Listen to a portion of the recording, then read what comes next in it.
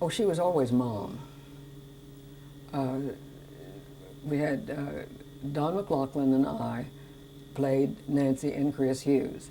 And Nancy and Chris had three children, Don and Penny and Bob. And Chris had an older sister, a younger sister, played by Ruth Warwick, and her name was Edie. And she ran a beauty parlor. Nancy and Chris had gotten married just out of his law school situation, and that's the reason Edie didn't get to go to college. And so Chris always felt that he owed Edie to maintain her, and he set her up in the beauty parlor business. And she was introduced to his friend Jim Lowell. Was his Jim and his father were partners in the Lowell family firm, and my husband Don,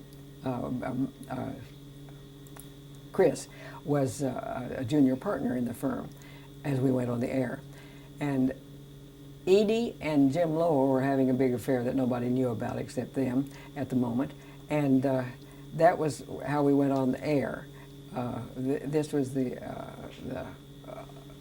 opposition parts of the story that would carry us forward.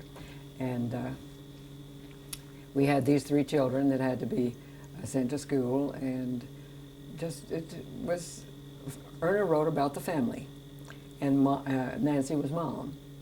And she brewed coffee and made all sorts of dinners that I've cooked more on television, I think, than I have in my own home. And it actually did it.